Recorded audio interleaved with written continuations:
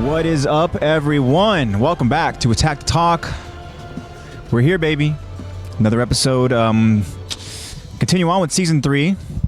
Today, we will be finishing Season 3, Episode 5. That episode's name is Reply, and this will be Part 2 of our breakdown and discussion. You guys know the drill. There will be spoiler talk. And I think we can get into some really good spoiler talk in this episode because we're going to go ahead and get introduced to this new phase of Season 3. We already know that the government is doing their thing, right? Looks like that's finished for the time being, right? Some kind of reform. We obviously are aware that Eren and his story have been captured.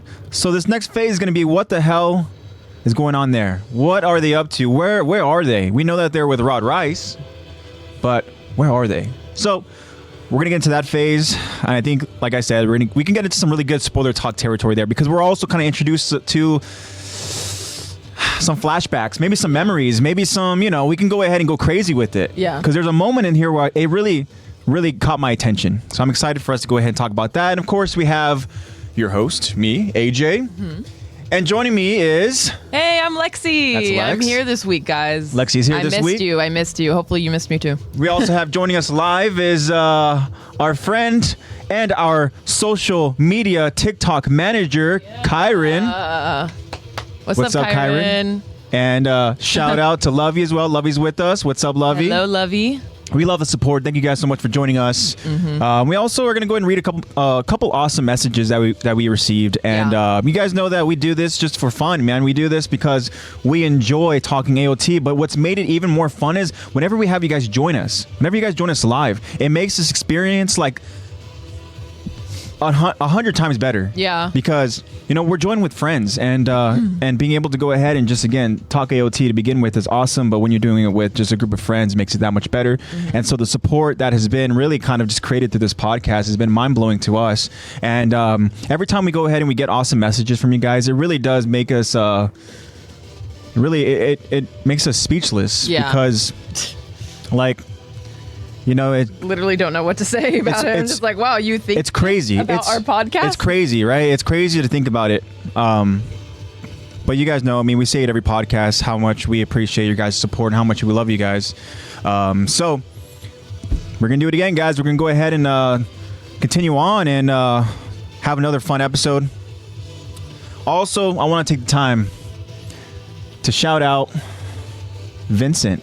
Let's give a hand for Vince last week. Good job, Vince. Sorry I couldn't be there, but I watched the entire thing, I watched it live, obviously, and obviously the school Wi-Fi is not the best, so a little bit got cut out. Yeah. And then after it was done, I went back and watched the entire thing start to finish. Yeah. Because I was like, oh my gosh, you and Vince, the conversations that you guys were having, between AOT and seeing his take on it, as a new, as a new viewer, because it's not like us where we've seen Attack on Titan a handful of times already. We've watched it in its entirety. To where we're currently at the point. I think it's safe to say that, with exception of season 4, because they're still showing us season 4, and because it's like we kind of focused our attention because of the podcast to the earlier seasons, that we've gone through seasons 1 through 3 probably at least 3 times. Yeah. So probably. We're familiar with it, but then when you have somebody who's first time kind of viewer and who is freshly obsessed with it, Yeah, you can see that new spark in his eye. Yeah. So it was awesome to have, exactly like you said, that point of view. Yeah. It's also I feel like the time at which you start watching Attack on Titan is also it changes your experience because between me, you, and Vince, we all watched it at different times. I watched it almost you watched it almost as it was getting released way back when. I watched it pretty close to when it was getting released. Season 1, I watched it pretty much as it was getting released. Season 2, I kind of, and then season 3, But there was a point where we were watching it live together. Yeah. Yeah. So that was probably season 3. And then I introduced it to you, peak COVID. Yeah, spark in his eye. You get what I'm trying to say. He gets it. Yeah. And then I showed it to you, and we were watching it together, peak COVID, and then it just Attack on Titan just took off in season 4, given it was already popular, but it just got that much better. So you hear about Attack on Titan, you hear about the popularity and all that, or stuff that you may see online. So I'm sure that, like, for me, I was like, oh, this is new and coming out and I heard it's good. I'm going to start watching it. And then for you, it was like, my sister keeps getting on me to watch this freaking anime. Maybe I should watch it. Yeah. And then, you know what? That's a reoccurring thing that I notice is that whenever somebody recommends something, I'm always almost like, oh my gosh, like, really? I have to go ahead and do it? But then, obviously, if we go into the future and we're going to see how it affects me, we're going to see that I end up becoming obsessed with it. Yeah. You know, so. Like the perfect example, I know you've said this so many times, but the perfect example is One Piece. One Piece, Hunter x Hunter, Attack on Titan. Yes. You know, Tokyo Ghoul, all the ones you've showed me. Yeah. Death Note, and I'm sure the list goes on and on. Yeah. But I mean, it was cool to go ahead and have Vince here joining us, you know, and again, just being able to go ahead and talk, you know, Attack on Titan with him. And, you know, like you said, to kind of have that fresh mindset, because there's times where, you know, I have to kind of, you know, explain the story a little bit, or I have to go ahead and kind of remind him, but then you see that spark. Yeah. Where all of a sudden he's like, oh yeah. You know, you see the realization. Yeah. And then it was like, oh my gosh, awesome. like, that's so right. I didn't even notice that. And it's like, obviously he, like, you know, obviously no whatever. I don't mean this in a negative way at all, but like, obviously we have a different view on Attack on Titan because we are so like in depth in the information. Yeah. And like everything. And then with him just like watching off of experience, obviously very new fan and everything, you may not see the connections at first. Like us, when we rewatch these episodes, sometimes we just now like make a connection where we're like, oh my gosh, that was a foreshadowing moment. And it's like, because Attack on Titan is filled with those, it's hard to get every single thing. Speaking of, kind of to go along the same line as that, Kyron actually just mentioned here that he was rewatching the episode when Irving got his arm ripped off, and then the Smiling Titan appears, and Eren is just sitting there dazed and confused, and then the episode goes off. Kyron says, tell me why I was so hyped for the next episode, like I haven't finished AOT. No, literally. Like, that's us when we rewatch these episodes. We're like, oh, that to be continued. Dang it. Like, we know what happens. Yeah. But it's still just the as fact effective. That they go ahead and Attack on Titan does such a good job of just leaving you wanting more. And you're like, oh my gosh, you know, which is another good thing, like you mentioned about watching it kind of at a later time, you know, because for us, you know, when you had me start watching it, and then we eventually got to a point where you like were watching it live with me, right? Yeah. It's like, because we have the library there, because we have the episodes already kind of there, that we can go ahead and, you know, kind of continue watching until we became, you know, like you said, we're watching it live. Yeah. But yeah, so I mean, it was cool for Vince to be able to go ahead and to kind of pick it up, and in this time to where it's like what he has to look forward to when he catches up is going to be like the culmination, the like finality of it, you know? So it's like, it's really awesome to see him starting it when he's starting it. Ends end up. Yeah. And, you know, again, just shout out to Vince. You know, we love Vince, and, you know, Vince will be back for the podcast. You know, another thing that was really cool to talk about with Vince was obviously his music, you know, his band Gape. And so, you know, talking with Vince after the podcast, you know, Vince definitely will be back, but we're aware that he has himself a busy schedule because of music, and he also is doing school, and obviously there's work as well too. He's a busy guy. Yeah, he's a busy guy. But who can still watch Attack on Titan. Yeah. Oh yeah. I mean, that's the thing, is that it becomes a priority to where you have to go ahead and make time for it, for sure, you know. But it was very, very cool to go ahead and have Vince join us. And like you said, Lex, Vince, being able to talk with Vince, I mean, I feel like we had a good kind of camaraderie and good chemistry level to where it's like we really did we had some really good conversations. No, I completely agree. Your guys' chemistry was really good. It was so interesting. The way that Vince was like, the way that he explained everything was so like eloquently spoken. Like he was like made for podcasting. Like it was just like, oh really? That's why I literally watched it live, and then I went back and rewatched the entire thing again. Cause I was like, this is such a good episode. And I oh my gosh. I love that Vince too has this very like calming presence about him. You know, he is such a chill dude and stuff, you know, and yeah, he's just good company to go ahead and kind of be around. So yeah, everything he says feels like there's a lot of intention behind it, and it's like, oh, this is nice. This is nice. Yeah. All right, enough about Vince. No, I'm kidding. No, shout out Vince. Let's give a hand for Vince again. Yes, thank you again, Vince. Kyron also adds, oh, also, I just noticed While rewatching when the squad went into the underground cave with Historia and her father, during the whole squabble between Kenny and everyone, Hanji kills someone, then the blood covered half her face, foreshadowing the eye patch later on. Ooh, so this is some serious foreshadowing here. Wow. And you know what? And there's no way you could have ever made that prediction at all unless you knew. Yeah, unless you go back and you like Kyron just said, rewatched it. Because we just talked about it. I mean, there are moments that are kind of like right in front of our faces that are foreshadowing the whole the like future Eren story. being a Titan foreshadowing was like so blatant. Yeah. Like all of the like Titan reveals, that was so blatant and so in our face, and we didn't see it. Yeah. Because it was so... There's so many foreshadowing moments for sure. Yeah. Wanted to take time to go ahead and show Vince some love. You guys know that we're going to go ahead and get into some discussions about the results. Of course, the results being the poll question that we have, and as well as the Q&A. So we'll get to that.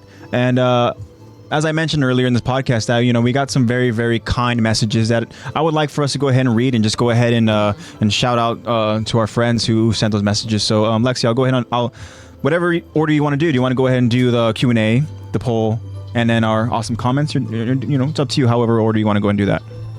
Actually, because I'm so excited about the very nice messages we've got, I'm going to actually start with the messages. Let's do it. So, I'm going to start with SB. Ooh, okay. SB said, given this was a little bit of a while, maybe about a little over a week and a half ago, she says, just wanted to send you guys some love. Last week was the first time in a while I couldn't watch the stream, and it was so good to hear your voices on the new episode today. Can't wait for the stream this weekend. The pod brings me so much joy. Let's do love it. you guys. Yeah, SB, we love you too. And there's SB saying, what? SB!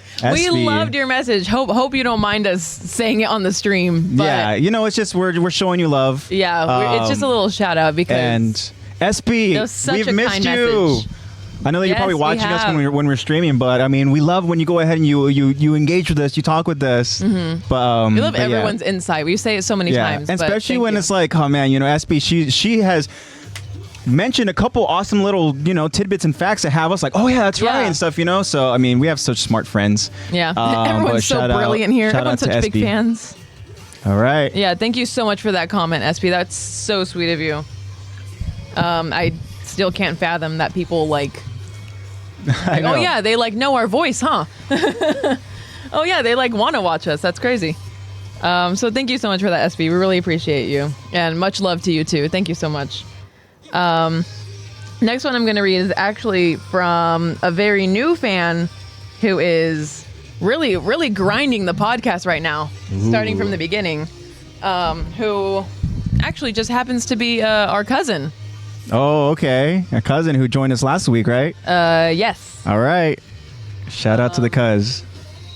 He says, hey guys, wanted to reach out and say I love the podcast. You guys all rock and bring something different to the show. I love AJ's narrations and how much he takes pride in his craft. Ooh. And in parentheses, he says, I'm a huge fan of his voice acting. Let's go. Which, duh. It's good. And he also continues saying, I like the energy Lexi brings. She's hilarious and always looks forward to how informative she is on Logical not just AOT, Lex. but on other anime too, which, I bring the logic. Yep. And then he also said, Zach is the man. Love his sense of humor. Shout out and Zach. his random jokes. He's got me cracking up every time. Yeah. Shout out Zach. Shout out Zach. He definitely brings that random humor to it. He continues saying, you guys are really good, and I love the chemistry and how y'all feed off of one another. Please keep the episodes coming. You have a new fan in me. Still playing catch up on the show, but taking my time while listening at work. Perfect. So wow. That is He's such grinding. A nice, I know, and such a nice, heartfelt message. Oh my gosh. Thank you so much. Love it. Thanks, cuz. We love you. To you. Wow. Thank you so much for the support. Wow. Those are so many kind words. I oh my know. gosh. I can't believe that we You're awesome. Could you imagine when we very Shout first out to the fam. very first started the podcast and we were just sitting around a TV tray? Yeah. That if someone told you oh yeah, there's going to be episodes where you have people live chatting with you and you're going to read out like DMs and messages that you've gotten that are like heartfelt paragraphs. Would you have believed that? I wouldn't have. I would have thought it'd be beyond my wildest dreams. Yeah. Because, like you said, we started off. It was purely just audio, and we had a TV tray with one of our phones. Yeah, with a phone just right there in the center, and we just had to like talk into it and like and like print out our lines. And exactly. We were just so into it. We were like, we want to be really diligent. Hell yeah. It's really good everything. Shout out Jopa. What's up? Hey, what's Love up? You cuz. But yeah, that's crazy how far we've come. Yeah, exactly. We appreciate you guys sending the love. We're sending the love back to you guys. It's crazy. And we've done this before in the past where we go ahead and we kind of reflect. We go back and think about, where the podcast kind of started. And again, just to see where we're at. We're so just appreciative and just happy with how the podcast is going, and very much excited about what the future is going to bring for the podcast and for all of us. Mm-hmm. So it's going to be fun, guys. We hope that you guys continue to join us for this awesome journey, and we're going to keep growing. We're going to keep going through these episodes, and because there's so much content to go ahead and talk about. But yeah, you guys are awesome. We love you guys so much. Much love to all you guys. Thank you. Kyron loves that lo-fi elevator music. Yeah, our OG music. Yeah. You know what? One of these days, for one of our new episodes, I'm going to randomly throw that in there. Yeah, just I'm going to randomly throw that in there. Yeah. Like I vividly remember like the beginning. Yeah. Because that's all you heard. It'll randomly be in there. I'll make sure that it happens. Kyron said he sent a DM. Also, Kyron, I want to ask you, my friend, how are the TikToks going, man?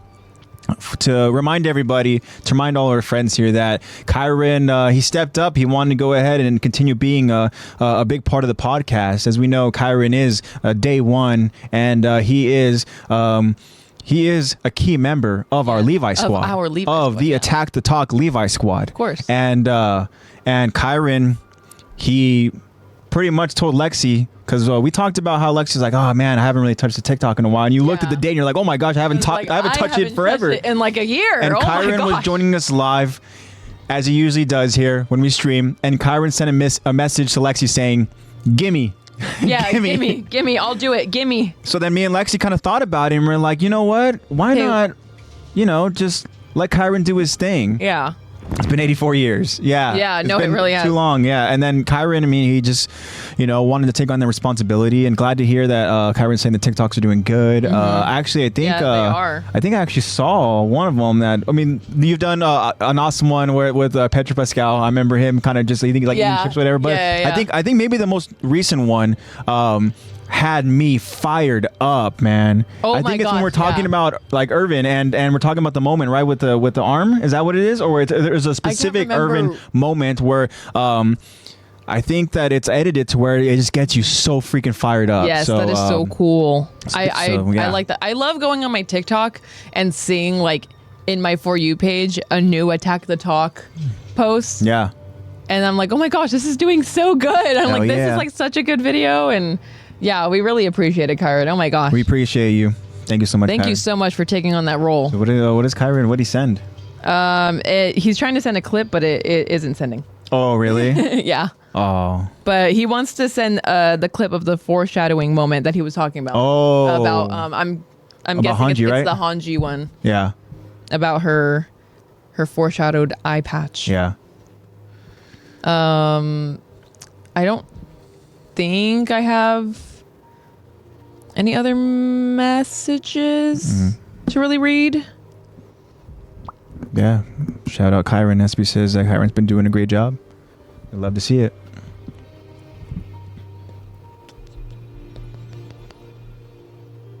Yeah, I think that's about all of them. Yeah. Well, that's awesome. So, thank you guys.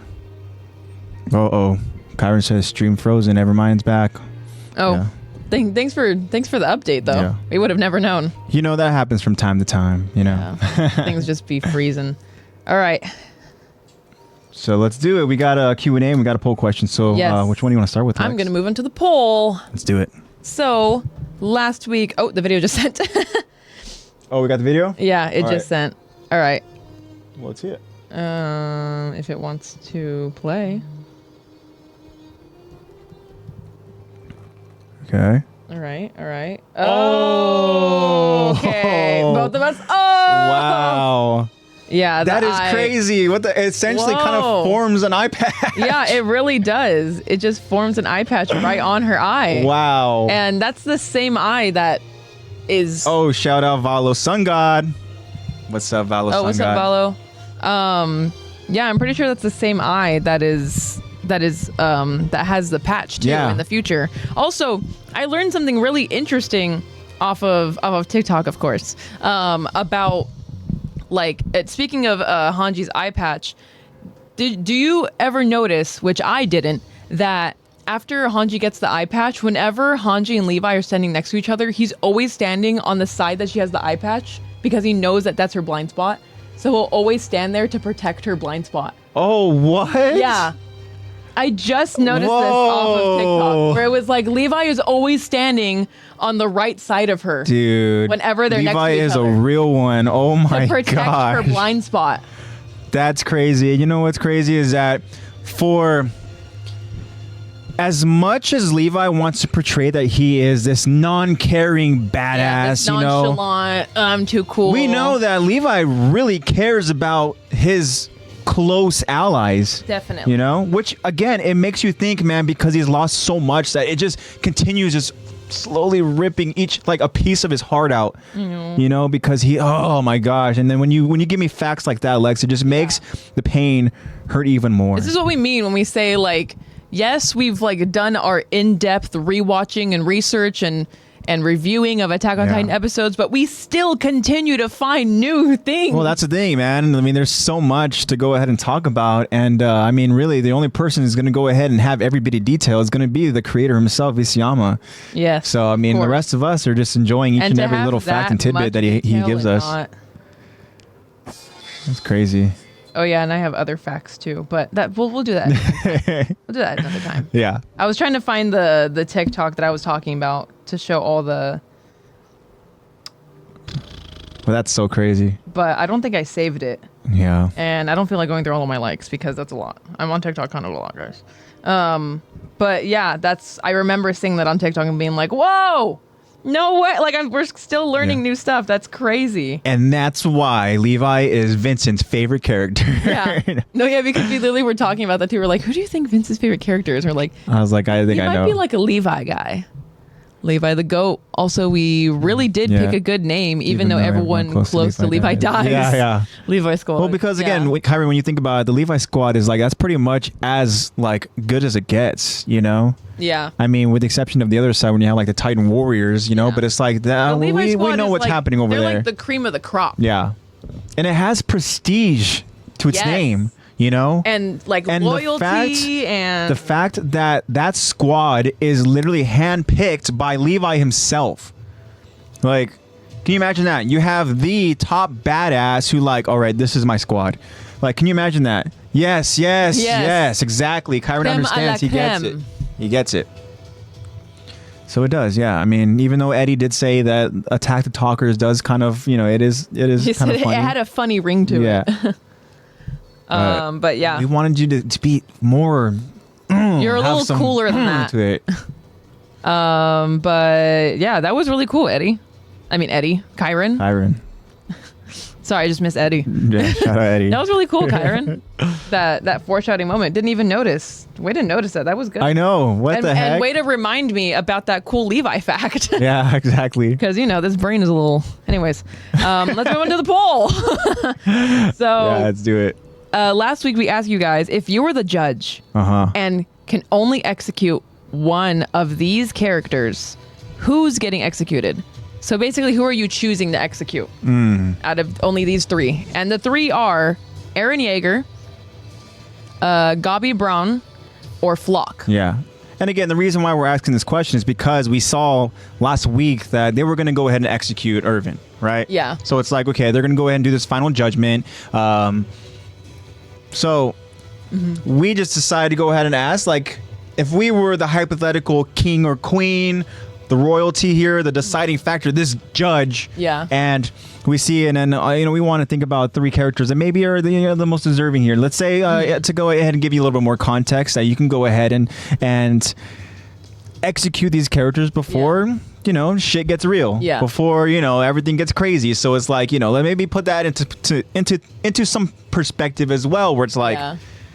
Hey, I'm just saying, if anybody decides to go ahead and kill Eren, you're saving a lot of people from mass genocide, right? Yeah. I mean, and I mean, even but though if you just hate a character so much, and you just want to see that character get executed, I don't blame you one bit. well, because that's definitely what the judge was feeling when he was looking at Irvin, because it's like Vince was saying. Kyron, you're good, man. It's like Vince was saying last week, where he was like, yeah, I know it's supposed to be a decision, but they're already making the thing to hang him. Yeah. Like it's like they've already decided. Yeah. And I was like. I remember hearing that and being like, oh my gosh, Vince, you're right. They did totally just decide we're just going to kill him. Yeah. So we're going to go ahead and get to the results, but I like what Kyron says, where he says, let's say Eren did get executed. He'd just make another timeline where he doesn't get executed. No, literally. You can't even. And that's what's so difficult about it, because this guy is literally like the master manipulator, you know? So it's like, okay, you know, you can go ahead and execute him, but then, you know, you're going to have, like Kyron just said, there's going to be some random... There's going to be another timeline. Moment where we're going to get like a Zeke moment where all of a sudden, you know, like Eren emerges from the belly of a Titan or something, you know? Or just be like, oh, this isn't the main story timeline. Sorry. Ymir over in the pathways is going to be sculpting a brand new Eren or something. You know, it's written in Eren's story. Yeah. Who knows, exactly. man?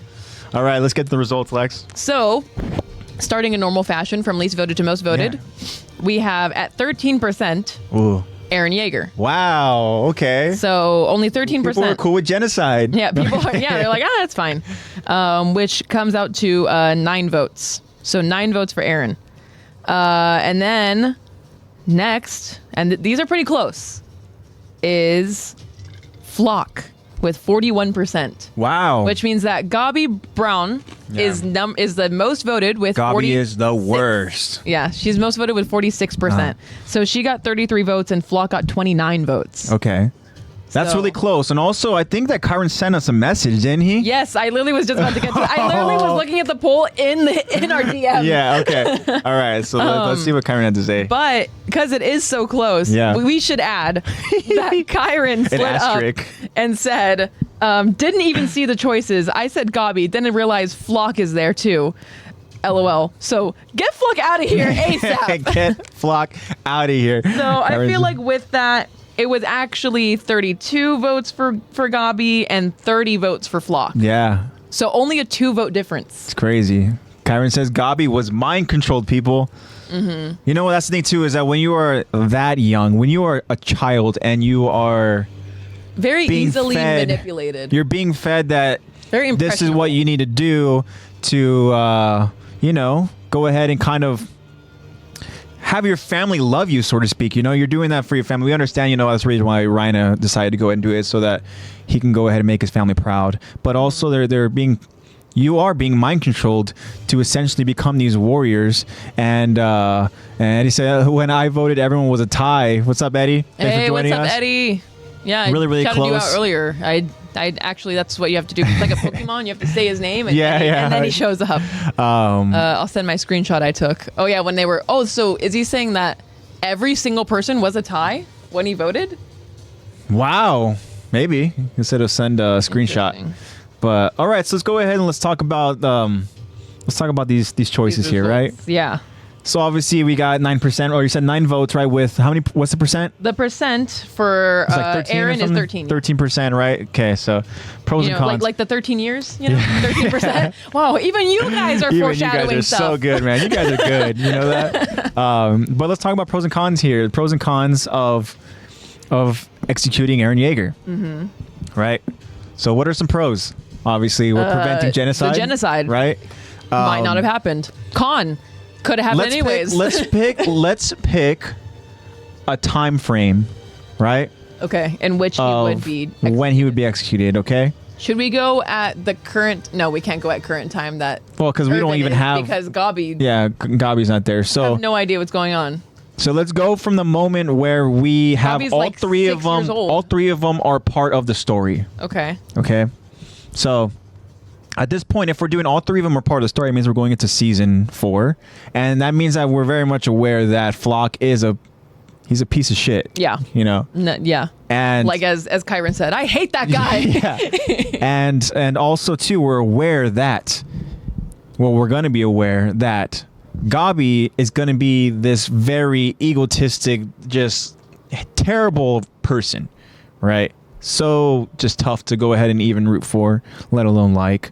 And then we obviously have Eren, we see he is this person who has seen hell. You know, when we see him at the end of season 3, I mean, it's from that kiss where all of a sudden his whole life changes.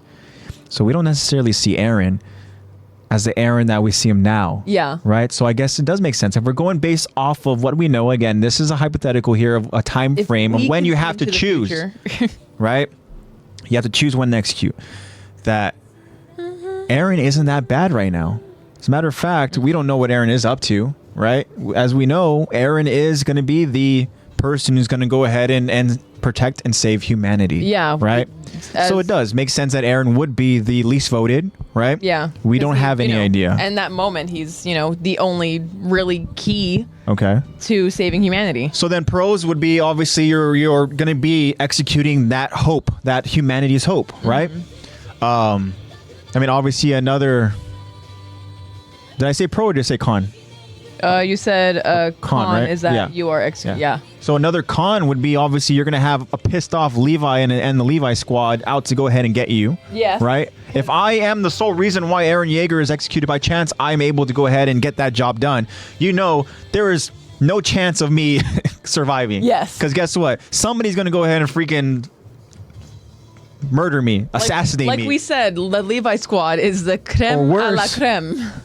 I'm going to get captured and I'm going to have Premier Zachary torturing me. Oh my gosh, that's even worse. Then please kill me. Not only are you upside down.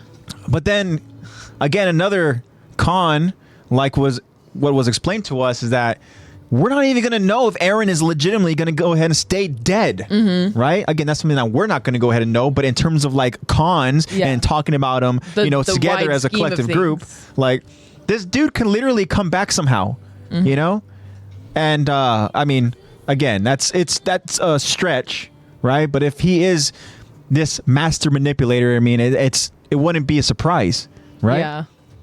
And all right, so what are some pros of us killing this dude?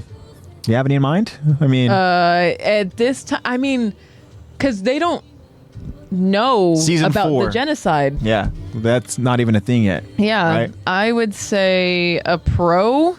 It's kind of tough to even talk about with this Eren. Maybe it would get rid of all the complications around like, because you know how before earlier in like season 1, I think even in season 1, where this guy is a magnet for drama and you had people destruction. being like, get him out of here. Like it's just like now it's going to cause more problems. Like we're doing fine on our own. This is just going to cause more issues and everything. So it could just get rid of the. I mean, out of sight, out of mind. That's what you're thinking, right? You're thinking that it's going to go ahead and prevent somehow this.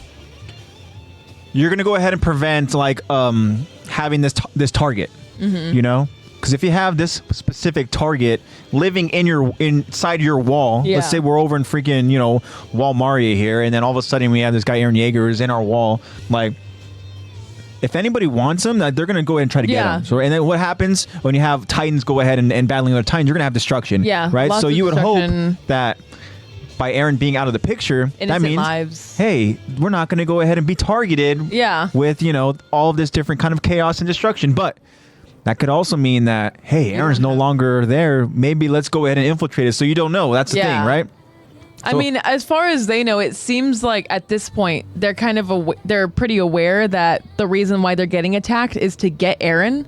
Yeah. So maybe they're thinking, oh, if we just kill him, or what if their type of execution is just giving him to Marley? Then we're all screwed. Just being like, here, you can have him. Just stay away from this island, and you can have him.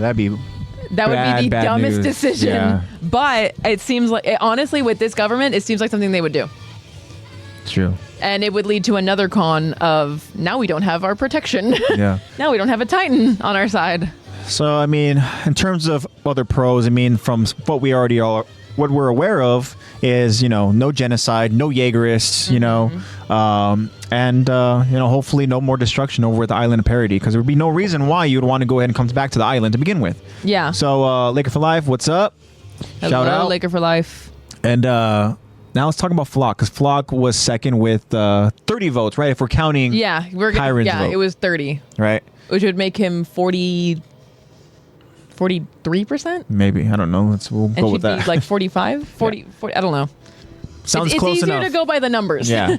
So we got 30 votes, right? So do we have any cons here? Do we have any cons as to why, killing Flock is a bad idea? Because I can't think of any, guys. If you guys have any cons, then please go ahead and mention them here over in chat, because I think that none. I think that it sounds like a pretty good idea. It's not. Yeah. Actually, did you see the photo of the votes? I haven't gotten a photo yet, Eddie. It could be on our end, our Wi-Fi being slow, because I turn off my Wi-Fi when we stream. Yeah, same. So that could be why. It'll just randomly probably just show up. It'll pop up and I'll just like interrupt myself and say it, and then we'll completely lose our train of thought. Anyways. But I think we're all in agreement here that there really isn't, at least to any of our knowledge here, any kind of cons as to why, we shouldn't kill Flock. Mm-hmm. Because again, if we're going based off of this timeline where we have all characters here, in the story, then Flock's already he's a bad dude. Yeah.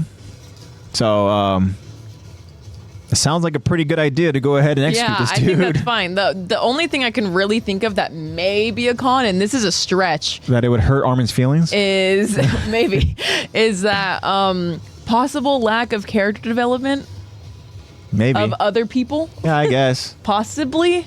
Or maybe it'll create more. But they're going to get that character development somewhere else. Yeah. So, that's not really a con. I don't see a con in killing Flock. Yeah, I mean, I don't know. I really don't. And I think the same could be said for Gabi, really, right? Yeah, because we don't really know. Of, like you said, I mean, if you go ahead and you kill Gabi early into the story, I mean, we're losing a lot of future story. We're losing a lot of character development for other characters. I mean, we understand that Gabi is a huge motivation and the reason why Falco is doing what he's doing. So if Gabi is no longer in the picture, that means that Falco is going to be not in the picture as well. So, the con is that Falco wouldn't have someone to fall in love with. There you go.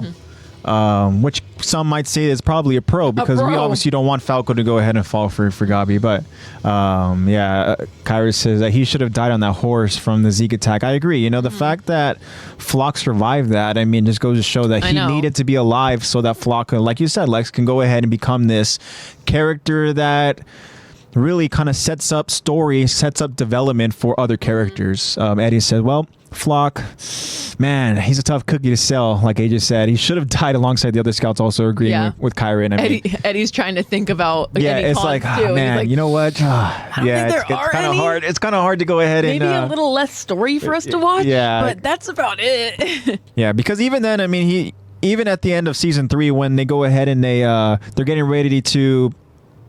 Historia's already been deemed the queen, so now they're going to go ahead and recognize these heroes in, Levi and his squad, right? Mm-hmm. We understand that they're going to go ahead and get medals. Yes. And what does Flock do? He essentially goes in and I believe he obviously doesn't agree with Armin being alive, right? Yeah. Which is fine, because I mean, everybody has when you have those two choices of Armin and Commander Irvin, I mean, you can't go wrong with either one, right? We understand the it's just like even last week. I mean, we talked about it with Vince, right? I mean, Vince, he made his case and his argument as to why Irvin should have been the choice and how the story would have kind of changed. And, he had some really good points. But doesn't Flock also go ahead and say some stupid shit to Eren? Like, I think he says something where you're like, what the hell, dude? Why did you even say that? I feel like that's every time Flock opens his mouth. He says it with such malice in his voice of just what's disgust, and we're like, what did Eren do to you other than just help you? He's fighting alongside you, dude. He's kind of helping what your cause to be, and then maybe he's just you're friends with Armin and I don't like Armin. I guess, oh my god, you're I don't like you because of who you're associated with, but because I would rather have hell yeah. But I mean, again, it's just Flock is just a terrible person after the moment he ends up surviving, because prior to that, he was just a coward. You know, he didn't want to be in that situation, which again, no fault to Flock, because I mean, anybody in that situation is going to go ahead and not want to be in that situation. Yes. Only Commander Irvin can go ahead and freaking convince you to go on a full-on charge, right? Yes. A sacrifice run, charging towards the Beast Titan. Yes. As he's throwing freaking rocks, you know? Yeah, just basically charging to your death. And it's basically like what... Oh, yeah, we are. What Kyron said, and when we've talked about it before, there was another poll that we went over before, or Q&A we went over before, and he was like, Irvin could convince me to run into a brick wall, and I would do it with like such courage. Yeah. Like I completely agree. Yeah. Irvin just has that way of motivating you to do whatever. And that's why he's a badass. So you know? noble. But I mean, again, when we're thinking about Flock, I mean, it's hard to go ahead and kind of argue why we should keep him around. Yeah. Because as I mentioned, the moment that he survives is when he really changes. And then you see that change getting just way more drastic and severe. And you know, we talked about too, you know, when we joked about Hitch and her potential candidates, right? For the Bachelorette version. Yeah. And we know that Flock, I mean, he's brutally honest. He is dedicated and passionate about whatever the cause is, right? Yes. And that's something that I think changed and really switched in his psyche the moment he survived. Because prior to that, as we explained, I mean, it's just he didn't want to go along with whatever the plan was, if it was too scary. Mm-hmm. But yeah, I mean, it's tough to go ahead and kind of say why we should keep him around. But again, the same can be said for Gabi. I think it's kind of flip a coin here, you know, with either one. And I want to ask you, Lexi, how did you vote? Close. I voted for Flock. Flock? Because obviously.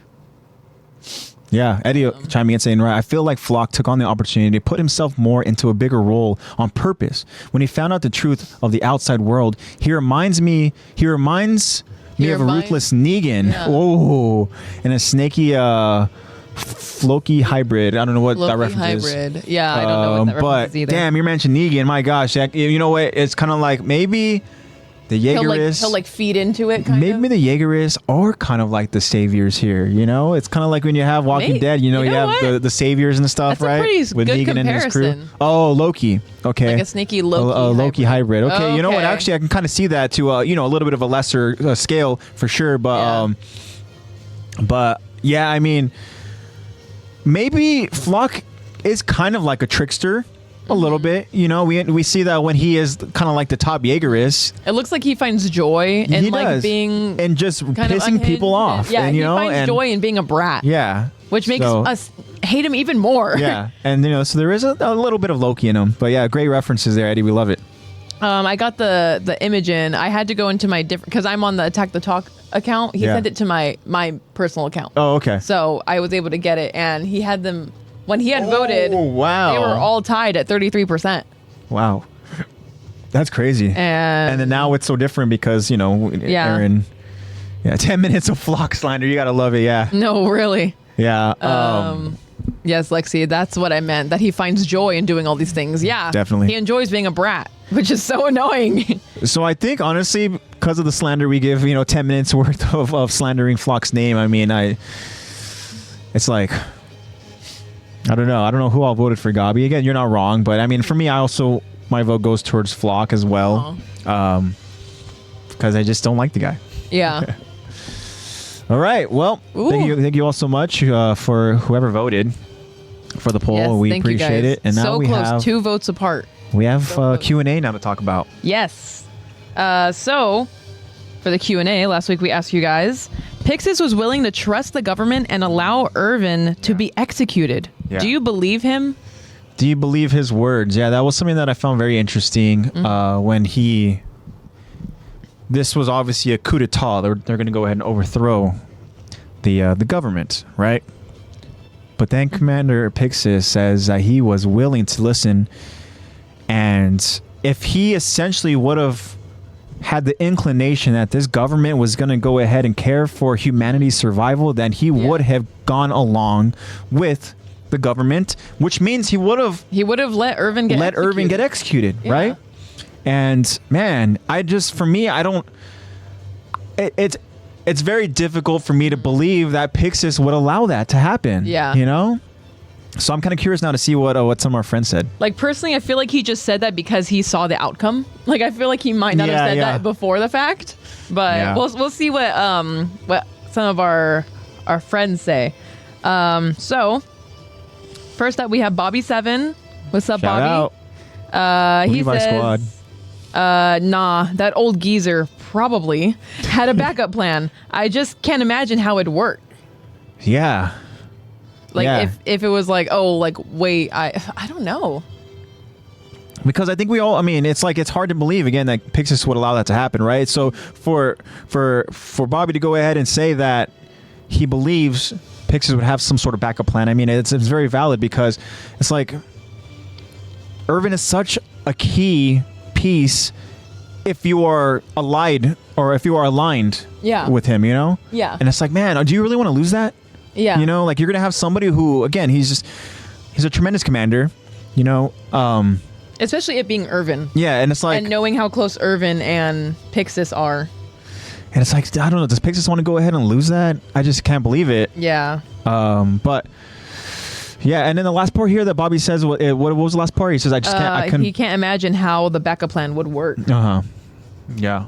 Like, yeah, that's tough. Like a hypothetical backup plan if they did decide, if, let's say in this fictional world, when the government actually decides that they want what's best for the people instead of for themselves. Yeah. Then Irvin does end up getting executed. And of course, like we mentioned earlier, Pixis said that if you guys would have done that, I would have gone with it. It just don't see it happening. What? Yeah, I don't. Also, it's like for the government to go ahead and start like randomly like begin to care about humanity. It's almost like as soon as they see Irvin's gone, they're like, all right, guys, now it's time for us to protect you. It's time for us to care about you. And guess what? All of you refugees, come on in. You know, like, no, it's not happening. But even that alone, even if they did that, that would still seem like manipulation. It still would be like, we're just going to make them think that we're their savior. It's hard to go ahead and believe and then them. We'll be able to convince them to do anything. And like, it's so hard to believe that this government in Attack on Titan would do anything that would somehow inconvenience them, that would help like the people of the walls. Like, I mean, let's not forget too that they're also aligned with Rod Rice. They're also aligned with Kenny and his squad. I mean, and yeah, you know, it's really hard to the believe. Commander of the military police literally questioning now the new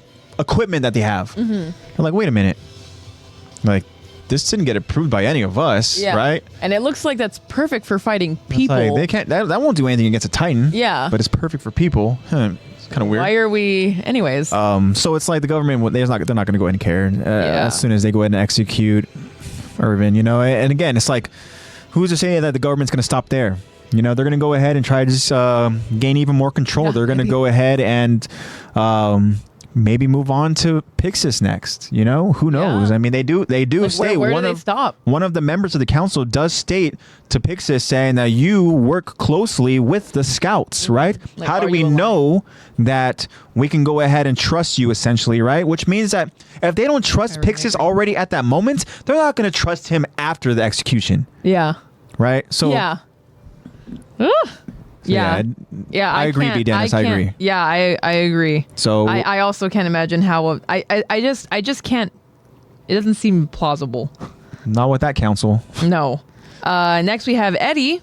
What's up, Eddie? All right, Eddie. He says no. Pixis is the homie. Yeah, agreed. Yeah, pretty much what we were just like plain and simple about. As that. And then even put more simply, Renanel says, nope. That's all we need. Thank you for your input. And then Sunset Ridge skateboarding. Yeah. Oh, here we go. Yeah. Eddie's other answer is no. Pixis was always more willing to side with Irvin, and Irvin has proven him right in many ways. Yeah, that's the thing, is that I mean, they have worked together on, you know, other missions, and you know, they have that relationship and loyalty there. Yeah, and it's like, why would Pixis suddenly go behind Irvin's back? Because the thing is, Irvin obviously has his gamble, and he's explaining it to Pixis. Why? Because he trusts him, right? Mm-hmm. He wouldn't go ahead and essentially risk his life and put his loyalty and trust into this other commander if he didn't trust him, right? Mm-hmm.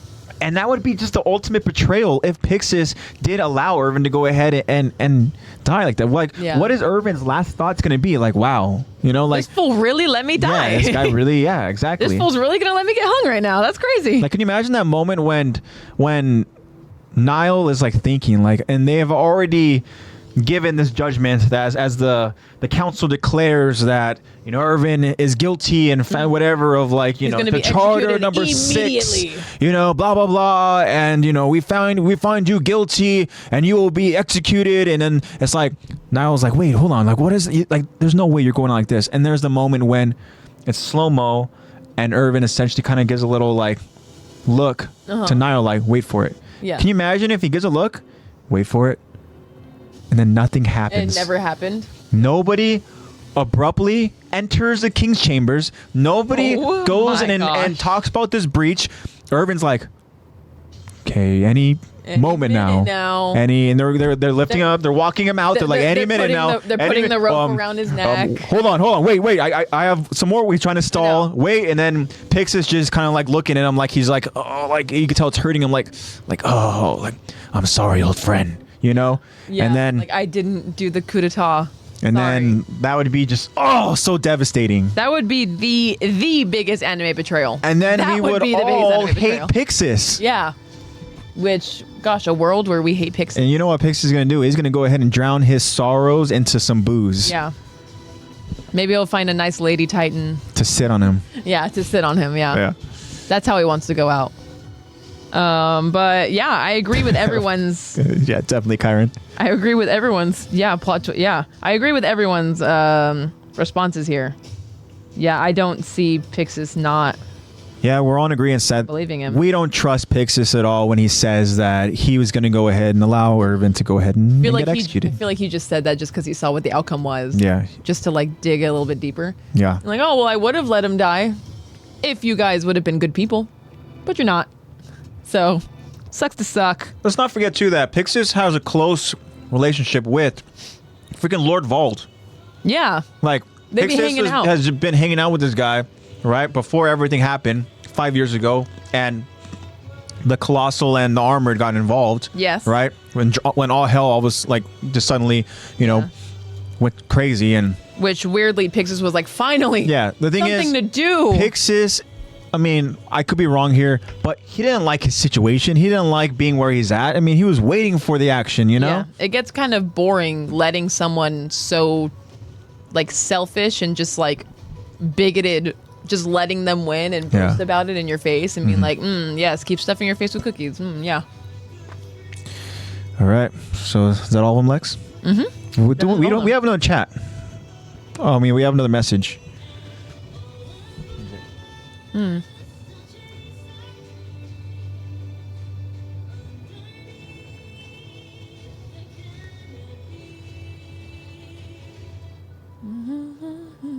This one.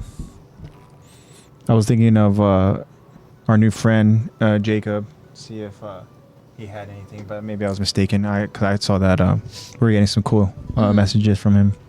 But yeah, I was thinking about that, but it's not really anything. He just told us that Jacob voted for Gabi, right? Yeah, he tells us that he voted for Gabi. Okay. And because he voted for Gabi because Gabi killed Sasha. Yeah. And I mean, understandable. Yeah. Because again, asked if we stream live. We didn't really talk about Gabi and pros and cons, right? But like that would be a pro, is that if we get rid of Gabi, that means there's a chance that Sasha's still with us. We were just trying to think of cons for Gabi. Yeah. So I mean, there we go. I mean, that's another great point. Yeah, damn, you know what? Now that Jacob mentions that, oh man, it's tough because I miss Sasha. I miss Sasha a lot. Ugh. His profile photo is literally Sasha, so I could see why he would vote for Gabi. I completely understand. But Alrighty. yeah, that is it for the results. Thank you guys so much. Week. Thank you guys for all of your feedback. We really appreciate it. Thank you. Yeah. All right, guys. So let's continue on with the story. Now that we're an hour in, we already did a little bit of a recap. Yeah, I mean, the recap last week, I mean, we talked about the final judgment. We understand the coup d'etat was successful, and the scouts are back, right? Mm-hmm. So now we're gonna go ahead and find out, and we're gonna go back to Levi and his squad. So let's do it. This is season 3, episode 5. This is Reply, and this is part 2. You ready, Lex? As I will ever be. Let's do it. All right. We continue the episode, and we are back in the forest where Captain Levi and his squad are hiding. Captain Levi was in the middle of interrogating an interior officer after infiltrating a military police checkpoint, courtesy of Hitch and Marlo's help. But then, the interrogation gets interrupted as Sasha alerts the squad that there are 2 soldiers heading straight for them. We can see the 2 hooded soldiers slowly walking through the tall grass as Levi and his squad take precautions and hide. Levi takes a close look at the incoming soldiers, but then we see Levi's demeanor relax as he recognizes the 2 soldiers.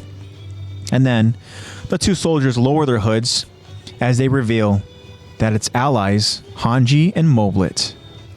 The scene quickly changes now to Levi, and he's reading a newspaper as his squad closely surrounds him to try to read as well. And we mean close. I mean, like, they are like huddled around him, and he's like in the middle of them. Levi has like 4 heads. Like, it looks like they are all connected. And as they all try to read, Hanji tells them, okay, but nope, yeah, that's not it. Hanji tells them, as they read, and there you have it.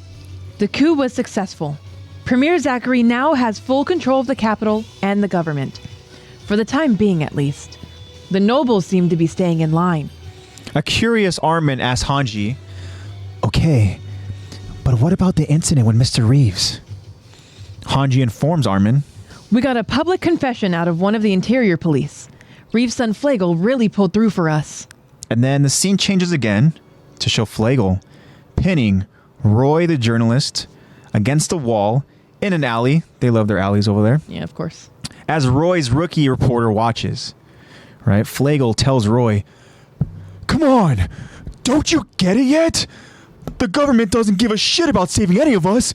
You can face the truth now, or you can die wishing you had. Okay, Flegel. We then see that Roy's rookie journalist appears to be on Flegel's side, as the rookie tells Roy, we have to do this. If Titans attack again, all the things you're protecting will be gone. There'll be no company. Our families will die. Let's print the truth before that happens. And then we see a reluctant Roy printing their next story, the truth. And now we go back to Hanji, continuing. It's all written right there. The abuse of power, the bogus charges against the scouts, and that King Fritz was both a puppet and a fraud. It's clear that we only acted in self-defense. In short, we're no longer criminals. Awesome. We see the Levi squad. They all turn to look at each other. And then they all sigh with relief. And then they each celebrate in their own way. Jean jumps up with joy. Armin cheers as he smiles. Connie jumps and does a karate kick in the air. And Sasha jumps into Mikasa's arms celebrating as Mikasa has her hands full holding Sasha. Well, the interior officer that Levi was interrogating, he can be seen tied up to a tree. And he's in disbelief as he says to himself, that can't be. They beat us? And then Levi tells Hanji, looks like Irvin's gamble paid off. And Hanji responds, that it did. But it wasn't just Irvin who gambled. Many people had to make a lot of hard choices for this to work. And then we get a montage that shows Demo Reeves, shows Flegel, Marlo, Roy, Commander Pixis, Commander Nile Doc, and Premier Zachary. Mm-hmm. Captain Levi, not looking very cheerful, tells Hanji, whereas my choices got 3 of your people killed. I'm sorry. Hanji gives Levi a look like, aw, he cares. As Levi continues, here's the thing. The interiors may have lost, but not all of them know it. They still have Eren, and Historia too. We need to find them quickly. And Hanji responds, Right. I think I know where they might be. Then Hanji then shows Levi a scout report. Let's get there and put an end to this fight. All right. So awesome. So let's go ahead and let's talk about this very quickly. And we know now that the scouts can no longer hide. They don't need to hide anymore, right? Thankfully, the coup d'etat was, No longer was successful. fugitives. And this interior officer that's being interrogated, right? We know that he's a, like, when we see him getting interrogated, right, as Levi is freaking shoving his boot down this guy's throat, right? He's still being very cocky. He's still like, almost like, like he's telling him, you guys think you did something? Yeah. Like, this checkpoint was full of freaking rookies. Yeah. Like, you guys aren't going to win. And then It's like the next thing we hear out of him. now it's like, hey, so the coup d'etat was successful. Yeah. Right? And Those next words we hear from him are just, They beat us? yeah. That Beat can't us? be. There's no way. yeah. We did. And it's cool to go ahead and see some, each of the Levi squad's personality, Yes, I was when they literally finally about go to ahead say. and have a sigh of relief, like, oh my gosh, because again, this has got to be so difficult for them because Just we've feeling talked so about tense how all the things time. happen and like we're watching him in like episodes, at a time, Mm-hmm. but in terms of the times, for these characters, I mean, things are happening like on a daily, so drastic, like, Yeah. it's hard to go ahead and So kind of even stressful, just, so overwhelming. it's just to have to even take a moment to go ahead and breathe, it's like, my gosh. And now, let alone, when you had to go ahead and deal with these traitors and revealing that they're Titans and stuff, right? And then you have to go ahead and rescue Eren. You rescue the guy and he gets freaking captured again, him and Historia, once, they realize Historia is this big freaking, important person. yeah. Guess what? We lost them. And now we're also freaking fugitives. We have to go ahead and hide. There's no time to breathe. Yeah. You know? You So don't you have can only any time imagine to relax at all. when Hanji informs them that you guys are no longer fugitives, Oh my god. the weight that was literally just removed Yeah. from their freaking shoulders, just like, oh. Don't even Thank care how they're celebrating. God. They're just gonna celebrate. And so we go ahead and we see a little bit of, personality from these characters, right? The personality that we're so used to seeing. We miss it. We miss seeing the Yes. characters, I literally was like gonna say that. I was like, damn, I Right? really miss like being able to see them just like cheer for something and like Yeah, relax I with mean- personality. And it's like obviously where we are now in the story, there's not much cheering going on. No. And then so you see Jean, I mean, he's like jumping up for joy. He's like, yes, Yeah. and Armin's like, let's go. He's like Yeah. smiling. And then obviously the personalities we love seeing are from our Taekwondo duo Yes, of and course. Connie and Sach, because Connie is so excited that he goes and he freaking jumps up and he's doing a karate kick in the Yeah, air, he's just doing his moves, his Taekwondo moves. Yeah, exactly. Eddie says, I can only imagine the relief that they felt. Yeah. I know, it's Sasha crazy. was so excited she just jumped into Mikasa's arms, not even like thinking about the consequences. Yeah, I definitely SB. They definitely needed a win, Yes, and then agreed. the fact that Sasha goes and just like we've seen moments where she interacts with Mikasa, and Yeah. Mikasa's kind of like what are you Yeah. doing, right? But then it's kind of like, okay, yeah, they still have that kind of camaraderie. It's You kind of a can weird tell way. Sasha wants to be Mikasa's friend So but, badly. but like in like a girlfriend. Oh, yeah. like a bestie kind of way, because Yeah. that's how Sasha is. She's a very like she's lovey and she's very like. She's that kind of friend. She wants that kind of friendship with Mikasa, and Mikasa Yeah. is very much not like that. Oh, Mikasa, she's guards all of Yeah, her she's the complete emotions unless opposite. Eren is involved, and then that's when she gets really emotional. But seeing that Sasha's still just gonna be like, I'm gonna jump into her arms, and Mikasa's like, all right. She jumps into her arms and she's literally like, she's like right there and she's like, yeah, Yeah. Whereas Mikasa's like, oh God, Like, okay, fine, all right, I got you. Yeah. And it was so cool to see. But then, unfortunately, somebody's not feeling very cheerful. And that person is Levi. Mm-hmm. And because we've talked about it, with Levi having this very, like, tough person persona. Yeah. And this, again, it's just, Especially being so critical of himself. you see that he really cares. And then he tells Hanji that, essentially, he's responsible and he's feeling that guilt for Hanji losing 3 of her squad members, Yeah. But then, as was described here, the look that Hanji gives Levi where it's like, oh, like Yeah. it's kind of like, oh, like You care. wow, You do really care. do care, you know, because we know that with Levi, I mean, he's not going to go ahead and show. He's kind of like, maybe it's just that Ackerman thing, you know, where Mikasa, we talked about how she's not going to go ahead and really reciprocate that emotion that Sasha's giving, right? Whereas now it's like with Hanji and her relationship and her kind of like, you know, that friendship with Levi, right? I mean, Hanji, she's goofy, and Levi usually like, all right, like, that's enough or whatever. Or like he'll go ahead and he'll like, you know, maybe playfully, but like poke fun at her and stuff, you know? Like, And, you're the freak. You are a and freak. For Hanji to see that Levi cares about her squad members, and it sucks that they did die. You know, they died pretty that's brutally really by the hands of Kenny.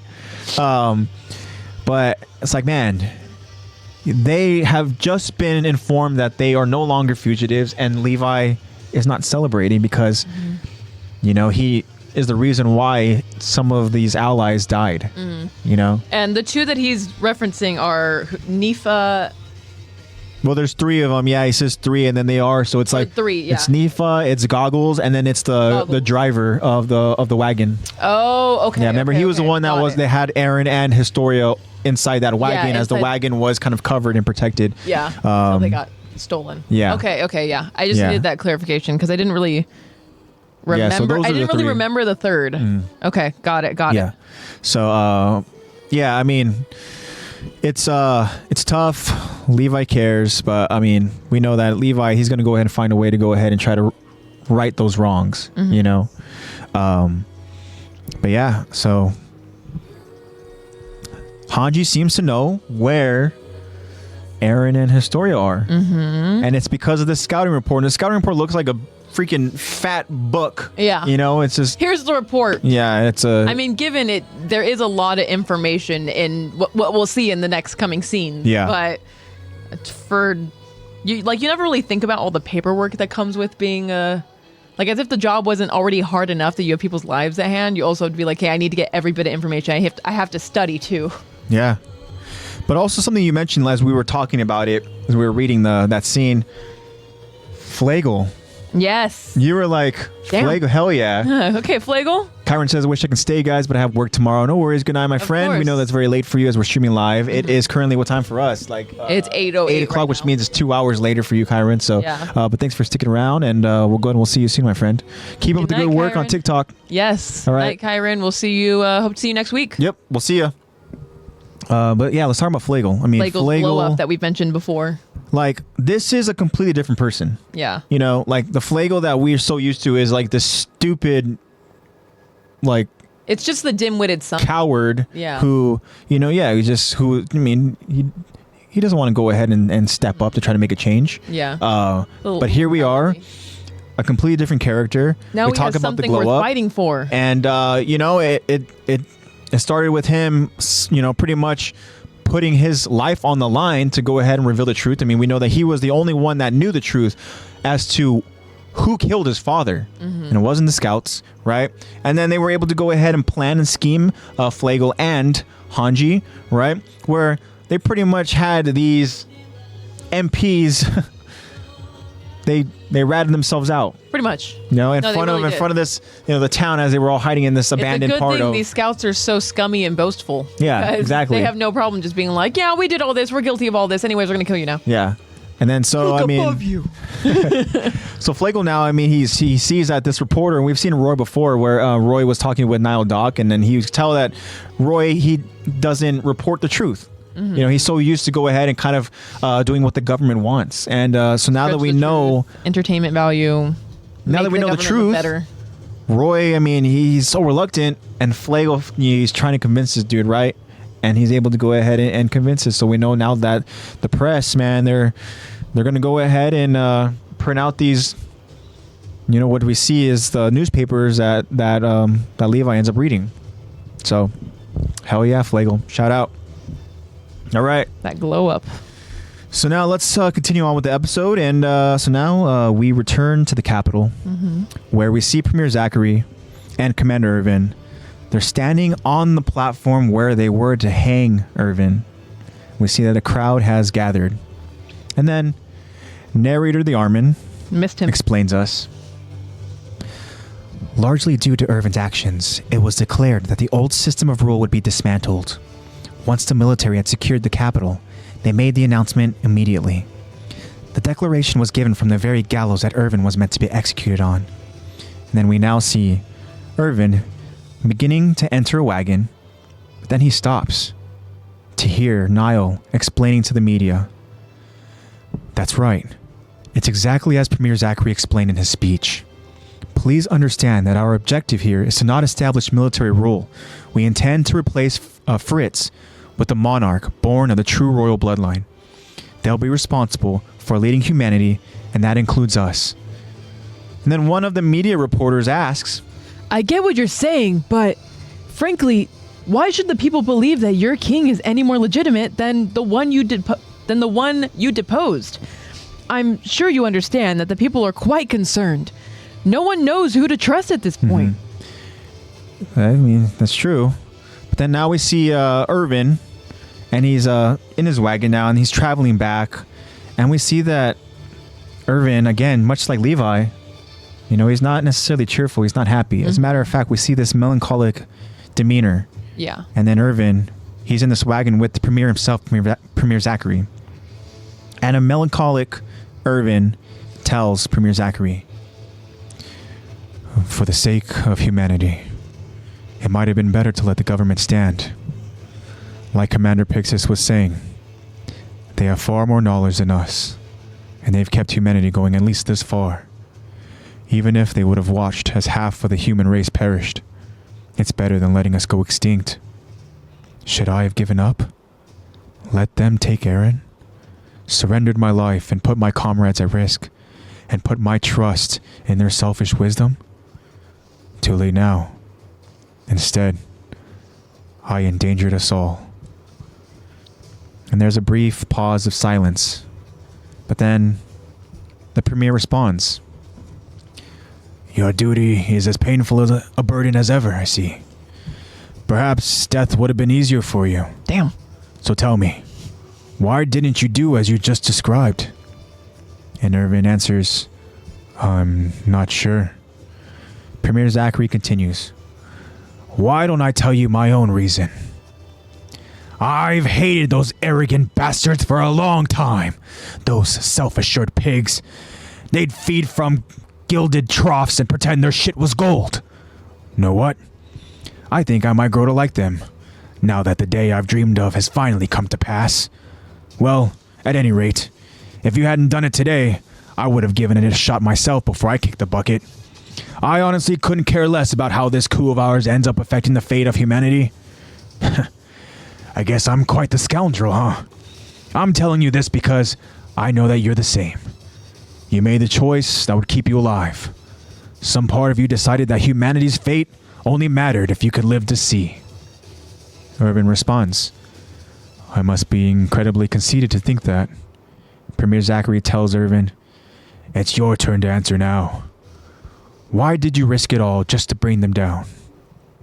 Irvin answers, I've had this dream. Something to prove. Ever since I was a child. And then we see Irvin remembering his father. Man. All these causes to fight for. Yeah, I mean, we know that this is Irvin's motivation going forward is because, I mean, the government murdered his father for knowing too much. And the reason why Irvin is pushing and fighting so hard is so that he can go ahead and reveal that truth. He understands that his father was murdered because he was on the path. Yeah, right? of finding out more information, finding out the truth. And so now it is Irvin's mission going forward to reveal that truth. And so that's why he's doing it. And man, you know what? It's tough to go ahead and see Irvin in this state because, I mean, it's like, man, dude, you successfully, you know. Yeah, your plan worked. And it's like, we know that he's in rough shape right now. I mean, the government, you know, they beat him up as he was, you know, in his prison cell. We see that he's got swelling along his eyes, and he's got, you know, bruises, and, you know, it's like, he's already missing an arm. I mean, exactly. You know, he's already pretty messed up. How are you going to handcuff a dude that's missing an arm? It's like this guy has been pushing and he's been fighting, and it's like you get to a point where, man, it's like you essentially kind of you start running out of that fight. You know, you start running out of that of that desire to continue to push and to live. And you think about all the cons of like all the people that have died or all of the stuff that you've had to go through, other people have had to go through to get to where you're at. You're like, dang, is this all really worth the cause? So now it's like, man, you know, Irvin himself is having second thoughts as to like, man, like, did I do the right thing? It makes sense. He was very close to dying. Yeah. He was very, I mean, literally the words were like, yeah, you're going to be executed and we're going to carry it out as soon as possible. We're going to carry it out right away. Yeah. And right as they were about to take him, like, of course, that's going to make you think about your whole, like, life motivation. Like as you said, like Irvin remembering his father about revealing the truth, that's his whole motivation to keep going. And you're going to reconsider it after being so close to death, being like, dang, so this is what I'm living for now. Like, this is what I'm fighting for. Yeah. Then your mind just starts to wander and yeah. And yeah, I mean, Irvin has flirted with death. Yes. You know, too many times. And yes. I think he understands that eventually it's going to go ahead and catch up. And this guy, he's probably now just like, man, I can only escape death, you know, so many times. Like, you know, it's again, so much is running through his mind, right? But then you have the premier who he seems very happy that Irvin did what he did. Yes. Because in his words, he has hated those arrogant bastards for a long time. Yes. I mean, can you imagine working so closely with the government like that? I mean, you have the premier, right? Who he has to go ahead and be this neutral force, right? But then when he sees some of the just scummy things that the government's doing, how can he go ahead and kind of just like I know turn a blind eye to it, you know? Stole the words out of my mouth. So it's like it's funny he says, man, like, you know, hey, if you didn't do it before I die, I was gonna go ahead and try, man. I would have tried it too. I would have done it too. Yeah, and then now it sounds like he's excited to go ahead and he's gonna go ahead and be the one to torture these dudes, right? Is that what's gonna happen? I mean, it sounds like it, and he sounds very excited about it. Yeah. Given like you said, Premier Zachary, it's with what he's gone through, having to deal with all these people. It's understandable. Yeah. Those self-assured pigs. Yep. And there's something that's powerful about them giving, as narrator, their Armin explains that they did this speech, right, to go ahead and explain and give an announcement that they're giving this speech on the same platform that Irvin was supposed to go ahead and get executed on. So there's something very powerful about that. Almost like symbolic. Like, I would be dead here if, like, completely, like, unresolved death. Yeah. If we hadn't done what we done and hadn't had revealed everything, and it's pretty symbolic. Yeah, I mean, Powerful. very symbolic for sure. But then we talked about too with like the media, right, and how they probably are so used to running stories that, again, really sugarcoat a lot of stuff and hide the truth and you know, continue focusing on a narrative that the government wants to go ahead and push, right? And then now you have Niall, the commander of the military police, telling the media that, like, we don't intend to rule over you, you know, because you got to think to yourselves that as a citizen here in of all places, Walsena, right? Like, Walsena is the most inner wall, and so there's a lot of people who are really entitled, and you know, they live a very luxurious life, so they want to make sure that, hey, like, what's changing here, right? Like, what's going on, and who is in power? Yeah, you know, like now, like, what? And also, they're probably thinking, who's the one that's going to go ahead and make the idea, or at least, you know, kind of like, who's going to stop these refugees if there is a breach from entering the wall, because they don't want, obviously, people to go ahead and show up and take what's theirs, you know. Yeah. And understandably, that's the same mindset that they're so used to having, right? So I mean, obviously that's supposed to change, but again, thinking about how these citizens are thinking, like, man, there's nobody in charge right now, like, like, what's gonna happen, who's gonna be the next person, right? And then, as Commander Niall Doc explained, he says that they intend to replace Fritz with a monarch born of the true royal blood. Yes. Interesting. That's the plan. Obviously, things change. Yeah. But yeah, they need to find somebody who's of true royal blood. Yeah. So. And then they have reporter in response, or a citizen, pretty much. Yeah. Understandably so, being like, well, how do we know that the person that's going to replace Fritz is any better? Yeah. How do we know that this is going to be a good change? And at this time, I think that the one person in mind of the royal, like the true royal blood, is Rod Rice. Yeah. So, can you imagine? Yeah, it's not any better, actually. Going to, like, man, you're going to go ahead and now declare Rod Rice person of the true royal blood, the next ruler here, right? The next SB, person overseeing. Yeah. I totally agree, SB. Yeah. It makes me sick to my stomach too, thinking of Rod Rice being as like, this yes, king. we got rid of the puppet king. Who's the next one? Oh, this guy. And then like here, obviously, going to only imagine the stuff that he would declare and the new precautions and regulations that he would put down and the stuff that he would use the government for, and be like, selfishly, crap, selfishly, this isn't any better. This is actually kind of worse. Every action that he would do would be 100% selfish and only beneficial for him, pretty much, and his power, and for his family, so that he can continue to sacrifice his children to be the founding, you know? Which means if this dude is in control, his first order is going to be to execute Eren Yeager. And he's going to go ahead and have it be a public thing. Yeah. Right? And make spoiler. Yeah. Make Historia do the eating.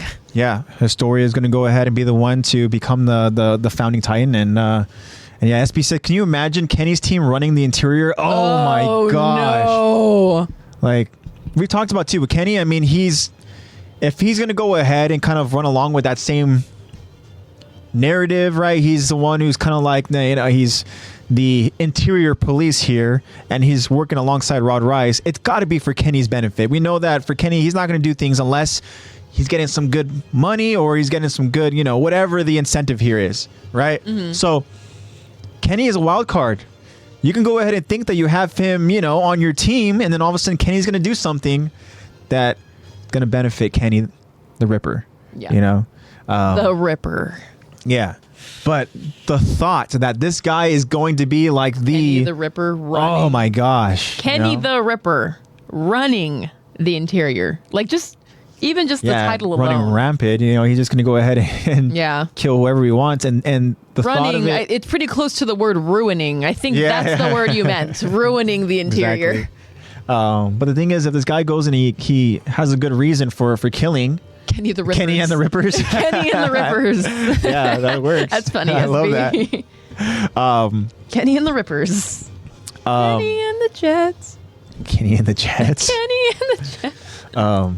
Anyways. But yeah, I mean, I think with Kenny, if he were to go ahead and kill anybody, and I think that all he would have to do is really kind of explain to Rod Rice, and Rod Rice wouldn't care because it wouldn't affect him, which means that Kenny would be able to go ahead and kill who he wants, as long as it doesn't interfere with Rod Rice and his selfish goal. Yeah. But the thought of those two in power, oh my gosh, is a nightmare. Actually, I mean, it's worse than what they what they had with this puppet king, and this council, the Charter of Humanity, the Order of the Walls Council. Yeah. Like, it's worse. Yeah. That's what I was saying, where it's like, oh cool, like the public being like, oh cool, yay, the puppet king is gone. Yeah. I mean, like, who's next? This is worse. Yeah. Take me back. Yeah, exactly. Ooh. Yeah. That's so sad, though. You have Irvin remembering his father, Yeah. I mean, you got to remember what you're fighting for. Yeah. And for Irvin to continue to almost like to remind himself what he's fighting for, it took Premier Zachary to go ahead and be like, look, you need to answer. Like, why did you risk it all to bring him down? Mm-hmm. And again, it's good that Premier Zachary kind of forced that upon, Irvin, because again, Irvin, like you just said, he had to remind himself really the reason why he's fighting, mm-hmm.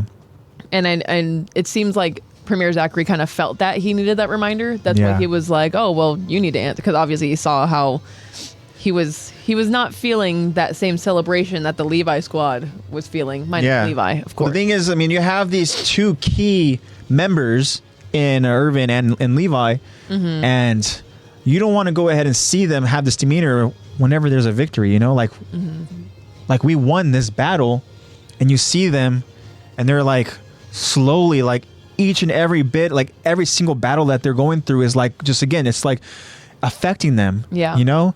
And it's like, it would be difficult for me to go ahead and be a member of the Levi squad to go ahead and be like, hey, we won, you know, you're supposed to be like encouraging, like, you know, it makes you want to continue fighting, and you have somebody who's almost like, man, you can tell that like they almost don't have any fight left. Like that wouldn't be, that's not something that you want, you know? Yeah, something that you really want to see when you're like in the middle of the fight. The commander and the captain both just like, man, almost like wishing for death, you know? It's like, dude, so unmotivating, and you just can't help just be like, oh dang, like I want them to keep fighting. How do I? You have to, and then like Premier Zachary, do you have to remind them what they're fighting for? Get that motivation back. And Eddie chimes in saying, well, I can see that the Premier and Irvin have a strong mutual respect for each other. Yeah, obviously so. And I can tell that Premier sees him as an equal, even though he's a lower rank, and he is, of course. But I can see that. Yeah, good point. And he even says, Premier Zachary even says, like, I'm telling you this because I know you understand. I'm telling you this because I know that you relate. Like they have like a same way of thinking. Yeah, I mean, I think there's this newfound respect because of what Irvin was able to accomplish, because as we talked about it, this is something that Premier Zachary wanted for a while. Like, I would have done it too. So because Irvin and his gamble paid off, and it allowed, you know, the government to change, you know, I think Premier Zachary has a new you know, respect for Irvin, but I think that respect was always there for sure, you know. And it's hard to not respect Irvin. We just don't really get a whole lot of Premier screen time. Yeah. You know, he's out there torturing people, you know. Yeah. Maybe don't really want to see that. But I mean, he definitely respects Irvin, and who wouldn't, kind of seeing the resume that Irvin has. Yeah. But all right, let's go ahead and let's kind of get a close to this episode and talk about this last part here. So now continuing, we now see Captain Levi and his squad, accompanied by Hanji and Moblit. They're now out of hiding, as they all have lit torches and they're riding through the night on their horses, heading to find Eren and Historia. Mikasa has a question for Hanji. Hanji, you said you might know where they are? Hanji responds, oh yeah, guess I should explain how. Irvin gave me this scout report from an investigation on Lord Rice's land. It details a certain incident that occurred 5 years ago on the Rice estate. And then Armin echoes, 5 years? Hanji confirms. That's right. It was the day Walmaria was breached. I'll summarize the most important parts from the beginning. So, as far as regional lords went, Lord Rice was fair and well respected by the people. And then we see a photo of Lord Rice with his family. He had 5 children. The most well-known of them was his eldest daughter, Frida. She was a down-to-earth girl who even the peasants adored. But 5 years ago, on that night, disaster struck. With the fall of Walmaria having plunged the world into chaos, bandits raided and set fire to the only chapel around. Unfortunately for them, the entire Rice family had gathered there to pray. And so, the entire family was massacred by bandits that night, except one. Only Rod Rice managed to escape with his life. To top it all off, this incident occurred just a few days before Historia's mother was killed by the interior police. So, we know that in the immediate wake of losing his family, Rod Rice sought out Historia. And something tells me that wasn't out of a newfound paternal affection. And then Captain Levi chimes in. Well, she is of royal blood. Or do you think that bloodline has some other secret? And Hanji responds, it's possible, but I'm not sure yet. What really stood out to me, at least, was the fact that large parts of the chapel were destroyed. The chapel was built from stone. It would take a lot of time and effort to destroy it. If it was bandits, they'd have taken what they could and made a quick escape. Also, Lord Rice was the only witness. No one confirmed his story. Then, Lord Rice rebuilt the chapel with his personal fortune almost immediately. What was his rush? We see the other squad members, all processing this report. When you think about it, the story could only make sense if it involved a Titan attack. It may turn out that I'm jumping to conclusions, but it's suspicious enough to merit investigation, and it's the only lead we have.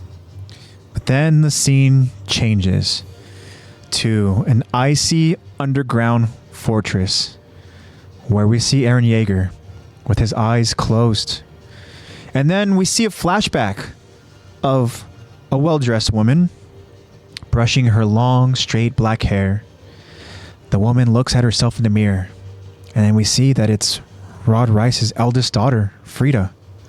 We see in the reflection, Frida pauses from brushing her hair as it appears that she feels an inner chill. Frida then gasps as we now go back to the ice fortress to see Eren opening his eyes. Eren has this metal mouth guard in his mouth preventing him from biting. And then he notices the chains around his wrists, and the chains are anchored into the wall, preventing Eren from going anywhere. And when we get a better look at Eren's surroundings, it looks as if Eren is about to be a sacrificial offering. Eren wonders to himself, what the hell? And then we see that Eren is chained on top of an icy peak that looks down on an empty ice fortress. We then go back to Trost, where we see that Irvin and his scouts, they have returned. Irvin, back in uniform, watches his scouts as they prepare for a mission. Hanji continues. Before the night is over, Rice's land will be crawling with our soldiers. Unfortunately, we can't expect him to wait that long. We have to get there as soon as possible before Eren ends up in someone's stomach. And then we see a determined and pissed off Mikasa as Armin thinks to himself, a Titan gains intelligence and the power to transform by eating a human being with that power. If that's actually true, how and when did Eren first become a Titan? And who did he have to eat to gain his power? And then we go back to Eren, helpless and unable to escape. We see Eren trying as hard as he can to escape the chains, but no luck. Then Eren stops as he notices someone below approaching. And Eren is surprised to see that it's none other than Historia, looking back at Eren with this look of guilt and grief. Then Eren says to himself, Historia? And then to be continued. Damn. The to be continued always hit so hard. Okay, let's talk about this because Eddie is on the right track here. And Eddie said, oh, Eren, when Frida looked into the mirror. All right. This is when we get into the moment territory that I was talking about at the start of this episode where it really, really caught my attention because we know that Attack on Titan likes to go ahead and kind of, allude to some things, maybe foreshadow some things, and we know that there's this theory about the memories and stuff, right? Yeah. We know that Eren has his hands on a lot of different stuff. He is kind of essentially the puppet master here. Mm-hmm. And so this moment when I'm watching it and I'm like, wait, hold on. And it's a moment that I really kind of missed and it just kind of glossed past me because, it's like you're watching and you're not really putting two and two together. But then when that moment of Frida, who's no longer with us, right? This is happening in the past. She's just probably in a normal day, just brushing her hair, just looking at herself. But then she kind of stops because she feels something. Mm-hmm. She gasps, and she's not going to gasp because oh my God, I'm having a bad hair day. No, that's she's not going to gasp because, she saw, oh my gosh, I have a pimple. She's not going to gasp because of any other reason other than this weird inner chill that she has. Yeah. Almost like this sixth sense kind of feeling. And because the next scene we see is Eren opening his eyes, it makes you wonder. You can't help but connect those dots, especially knowing what we know now. Aaron says, Eddie, Aaron. Yeah, Aaron says. Eddie says, but maybe because of Aaron's attack Titan, it can go around checking other Titans' memories. Or I think it's because of the founder. Yeah, well, that's the thing. Yeah. That's another important detail to remember, is that Aaron isn't just the Attack Titan. Yeah. You know, he also is the founding Titan, right? And now we're going to get into some spoiler territory here. Yeah. Now, something that Hanji, she has this this suspicion. She says that she doesn't want to jump to conclusions, right? Yeah. But she thinks that this is suspicious enough to merit investigation, and that is because this chapel, that, you know, the place where Rod Rice and his family were last seen together, right? Where it's being reported that bandits were the one to go ahead and destroy this chapel. But what Hanji sees is, she sees that this chapel was really, really destroyed. Like, and she's like, this chapel was made of stone, built in stone. Like, bandits would just go in and take what they can and leave, right? And so the suspicion that Hanji has is that Titans were involved, which, ding, ding, ding. Yeah. Makes perfect sense. Hanji, you are smart. Yeah. Because this is the moment, right, where the former Attack Titan and Grisha Yeager goes and takes the founding Titan, right? Because if there's something that happens 5 years ago, right, we know that as Eren is having to unfortunately deal with the Colossal breaching Walmaria, and then he has to deal with the Armored Titan, you know, infiltrating the breach, and now, you know, just causing chaos in there, you know, and going and creating a breach into the other side, right? The Titans are coming in. This happened 5 years ago, which means that this is also the same time that Grisha has to go ahead and do that difficult decision, that difficult choice that Eren Kruger had explained to him before Grisha was going to die. You know, as Eren Kruger was saving, right? As he was saving Grisha, I can't help but go ahead and talk about how Eren Kruger was such a crucial character that just changed the landscape of things, right? Because had like 30 like not even like 3 minutes of screen time. Oh my gosh! And just changed the entire story of Attack on Titan. And he name drops Mika-san Armin, right? And then I want to remember something where it's like, I think Kyron sent us something. I think it was like a TikTok through I think I know what you're talking Instagram. about. And he's talking about with Eren Kruger mentioning Mika-san Armin and how Grisha has to save them.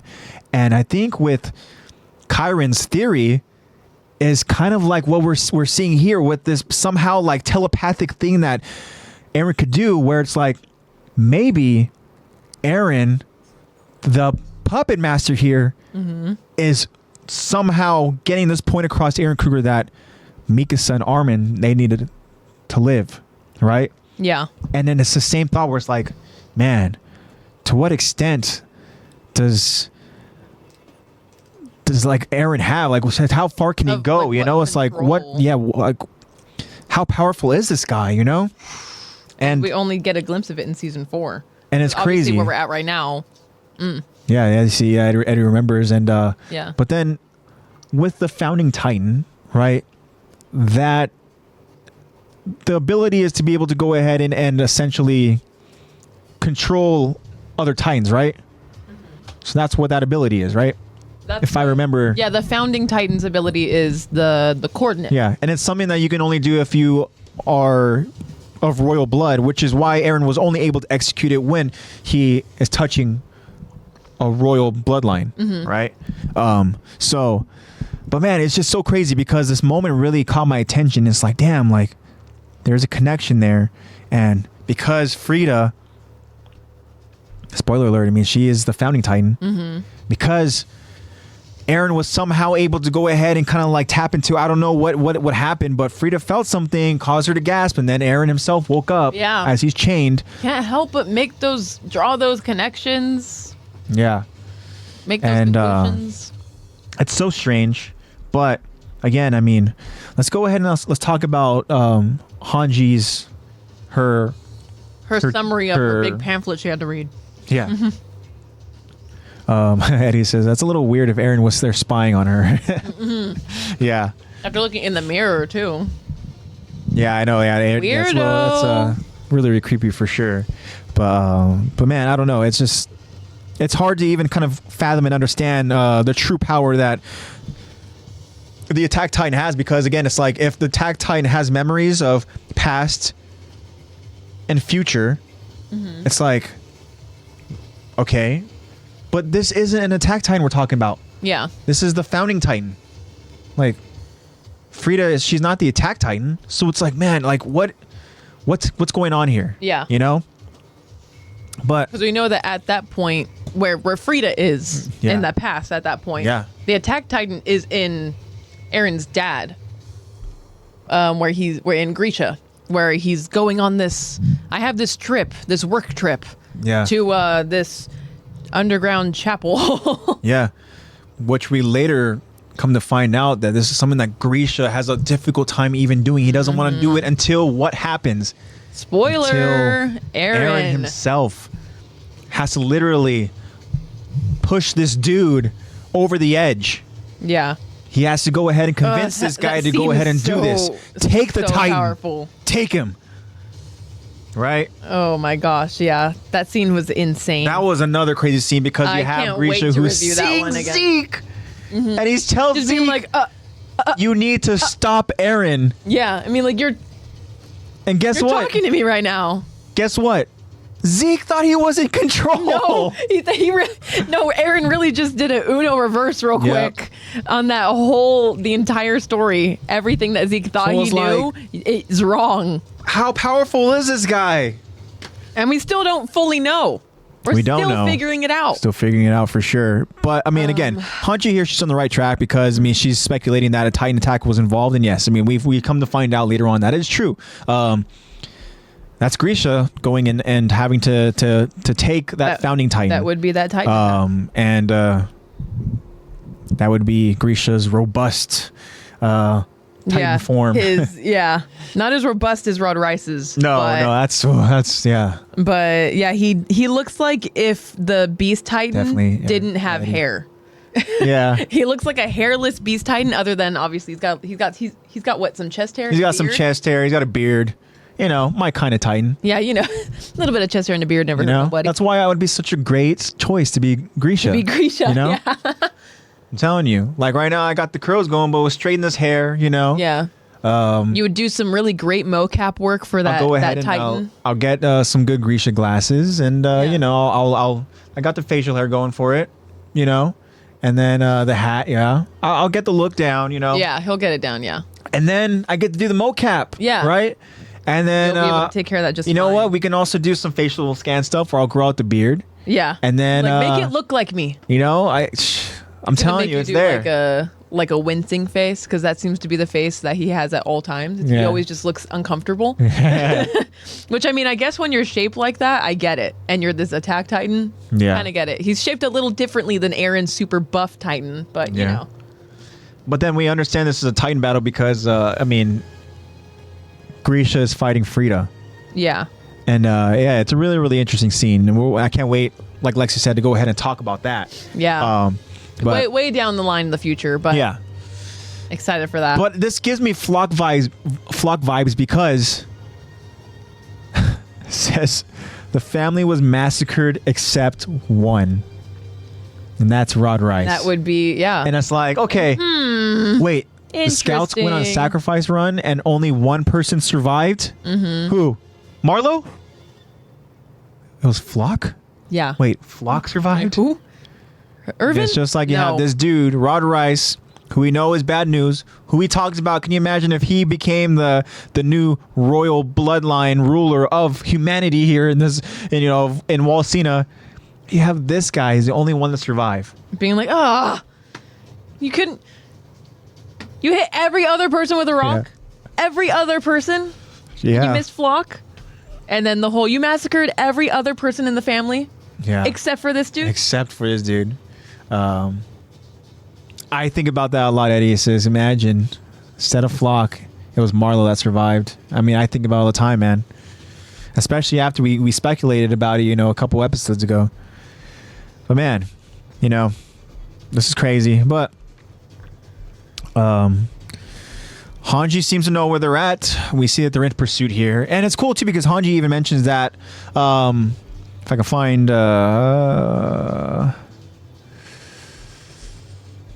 she explains that something like this time tomorrow that our soldiers will be surrounding that chapel, right? Let's see if I can go ahead and look through this and find the exact.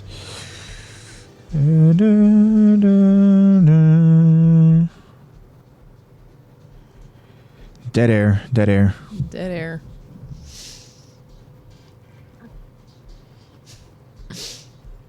It's a moment too where it's like it's before we see Commander Irvin, right? He's back with the scouts. The scouts, they're no longer prison and they're back over in Trost.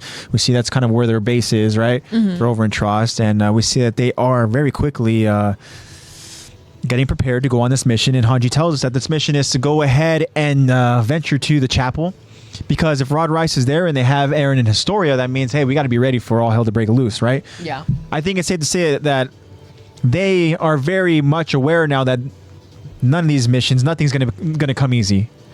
That everything's gonna be a process. Everything's gonna be tough. Everything's gonna be difficult, and they're gonna have to go ahead and nothing is ever and easy. Fight for Eren and Historia. And we see Eren again. He's in a situation where he's trapped again. I mean, this guy, man, it's tough, right? It's tough being Eren Yeager because all he wants is freedom, and this guy is always chained, right? Yes. And we see now he's in this captured or in some way. He's got to be freezing cold too because this dude is shirtless, right? Chained in this icy freaking underground chapel. Is it confirmed that it's like cold ice? Because it is like the crystallized stuff? It is the hardening crystallized stuff, but is it cold? I don't know. I'm guessing that it's not warm, obviously. I mean, but when he's talking, is it giving the breathy thing? Because that would go ahead and give us an indication whether or not. I'm really trying to remember. But he can't talk right now because he's got the metal. He's just doing.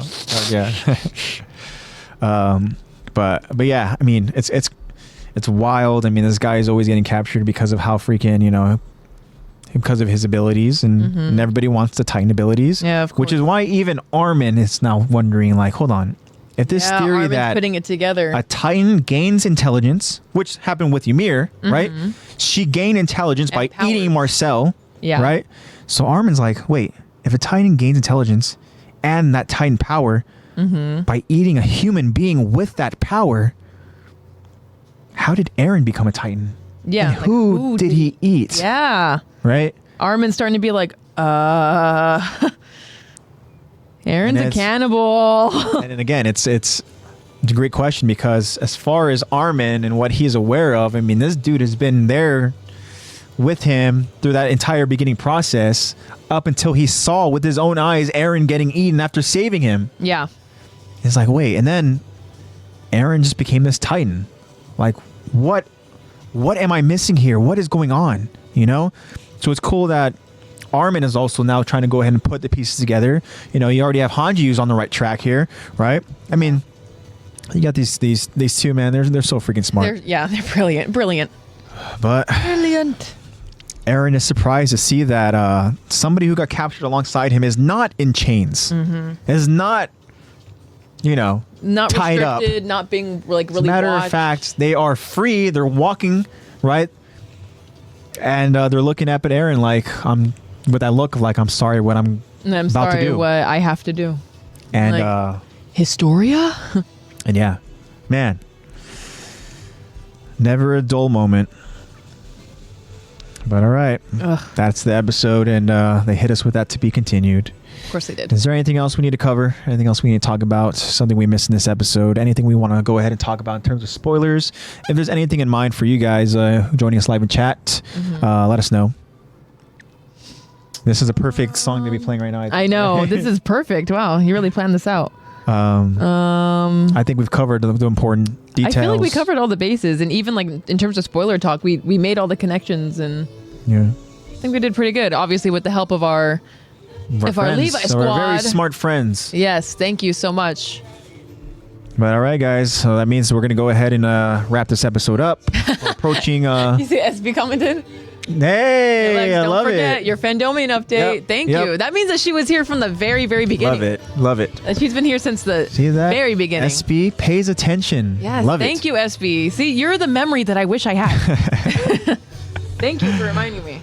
Alrighty, so that means we're all out of the final thoughts. SB wants to hear. What does Fandomion have? Yeah. What they got? So we'll get to the merch talk very, very quickly. But I do want to go ahead and say, guys, that it's going to wrap up another episode of Attack to Talk. This is Attack to Talk Season 3.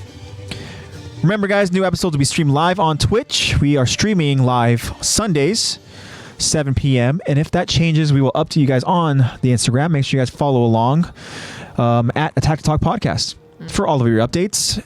New episodes will be published every Friday on our many platforms. If you guys want to go ahead and watch it at a later time. Make sure to check out the link tree, right, to find those platforms. The link tree is available on our Instagram profile page. So now we want to give a huge shout out to our editor, NatePlaysBad. Huge shout out to Nate. Nate does a lot for the podcast. We appreciate you, my friend. Thank you so much. Make sure you guys go support and check out his Twitch channel. That link is available in our episode description. His Twitch channel is NatePlaysBad. Go support him. And thank you so much, Nate. All right, Thank you, Nate. Let's talk about the merch. So let's right from the top, we'll talk about Fandomion. So, of course, we want to let you guys know that Fandomion, we have a link for you guys to use. Go to the link tree. There's a link that'll send you straight to their online store. And Lexi has a promo code for you guys. And whenever you guys want to go ahead and purchase some stuff from Fandomion, make sure you guys use that promo code. That promo code is Lex, L-E-X. And Lex herself has an update. So go ahead, Lex. Yes. Fandomion goes ahead and they let me know whenever there's any updates. And I actually have an anime merch update. Instead of just usually, I know. And I actually have photos that they have sent me of all the different anime merch that they have. I was going to do a spit take, but I didn't commit to the bag. Yeah. Maybe not with all the equipment around. May have been... Can you imagine that? That would have been good content, though. Yeah. Been like, now we have to clean it. Now they have anime stuff. Yeah. So we have some like Kuroko's basketball T-shirt. We got... Now, correct me if I'm wrong. Is that a One Piece logo? It looks like it might be Trafalgar Law, but I'm not sure. But they have new anime beanies. They got some more of the basketball Trafalgar Law also is they got English dubbed by the voice of Levi. Oh, perfect. See, we all make connections. There's a new Nana t-shirt. There's a new Wednesday t-shirt. There's some new hoodies. There's a new Attack on Titan hoodie cape that looks pretty cool. Yeah, that's pretty tough, not gonna lie. It says Attack on Titan on the back. It's all black. There's no way for you to go ahead and show, huh? Only if I was able to get my phone somehow in focus. Let's see if I'm able to do this. Show you the Attack on Titan. Oh, there we go. Looks pretty good. That's pretty good. Yeah. Yeah, there's a new Attack on Titan cloak. I'll show you all the anime stuff. There's a new Nana t-shirt. Love it. Here, I'll hold the mic closer to me. There you go. So that you can hear that. More of that. Okay. This is the one that me and you were just deliberating about. Could be wrong, but... And then like another Kuroko's basketball club. Oh. There you go. There you go. Oh.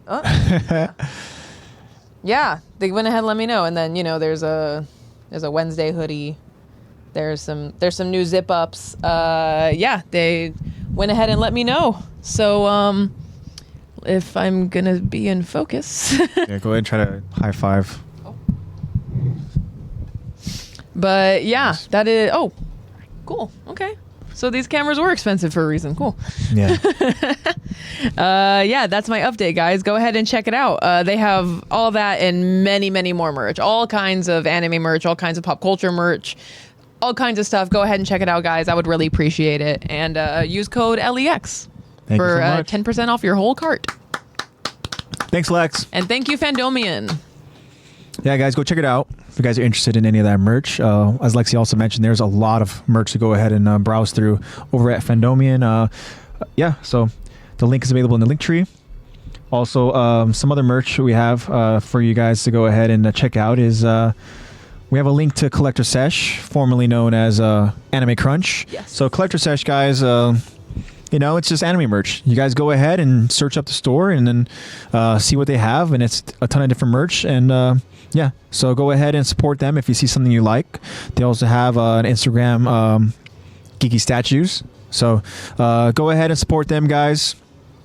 So if you guys are interested in some merch, guys, Collector Sesh and Fandomion. Both the links are available in the link tree. Let's talk about some art. Obviously, shout out to Caesar, friend of the show. ArtofCesar. We have a link for you guys to go ahead and check out his art in his Etsy store, and that is it's really cool, guys. Check it out. If you guys want to see the art that he goes and he posts, make sure you follow him on Instagram at ArtofCesar. He's an awesome dude. He's so talented, and so shout out to Caesar. Shout out to our friend of the show here, Eddie. Yes, shout out Eddie. Eddie also he has his art that he shows over on his Instagram, Art Dewan. He does content for you guys to go ahead and see on his YouTube channel. So go support Eddie. YouTube channel is at his name, Eddie Hinston, and art is Art de Juan. So go support Eddie. And we appreciate you, Eddie, for all the support you give us. Eddie goes and shouts out the podcast. So so we love you, Eddie, and thank you so much for all that. And make sure you guys go ahead and support Eddie as well. Hey. What? Such a small world. That's so freaking cool, man. Yo, I got to see and hang out with Caesar this past Friday. We did the art walk again Hell together. yeah, I dude, hell saw yeah. that Caesar was doing the art walk again. I actually was wondering if you were going to do it too, Eddie. That's cool. That's Hell so yeah. cool. That is so freaking cool. Hopefully Man. you said hi to him for us and everything. Yeah, that's so cool. I actually saw that. I think Caesar voted on the poll as well. You can go back and you can did see he? the results, I think. I think he might have voted for Gabi. Yeah, I'm like, get her out of here.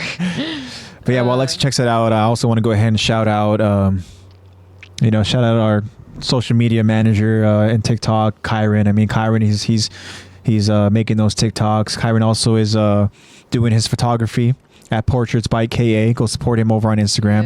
Yep. So shout out to Kyron. Shout out to all of our creative friends. We appreciate you guys supporting us. We want to go and support you guys by shouting you out. So make sure you guys go ahead and follow along our friends so we can go ahead and keep up to date as far as what we're all doing. And it's cool to see us all being creative and trying to go ahead and put out whatever content, whatever art it is. So it's a tough thing to do, guys. A lot of times I know for us it's kind of like, man, just having the knowledge or having even the know-how, right? And that's why I'm so appreciative of Nate. NatePlaysBad, because he's helped us out. He's helped us so much get to this point. Yeah, thank you so much. Without you, we wouldn't really know what we're doing. Yeah, and also too, I mean, it's tough to go ahead and continue with staying driven and continuing on. But I mean, it's for people making content and stuff. It can be difficult, right? Mm-hmm. Thankfully for us, I mean, we have such a strong support group in you guys. I mean, it's just the difficult part for us is obviously the process. Yes. Is going through the detail-oriented process of making sure we go ahead and really, stay true to what we want to do and get as much detail as we can in the story, and so we can go ahead and get into in-depth description and breakdowns. And that could be really, really difficult to do during the week, especially when the week can go ahead and be very busy. But it makes it all so worth it when we're streaming live with you guys, and that is for both of us. I mean, that is what drives us. Yes. What drives us is you guys. I mean, you guys are so awesome. We love you guys so much, and just man.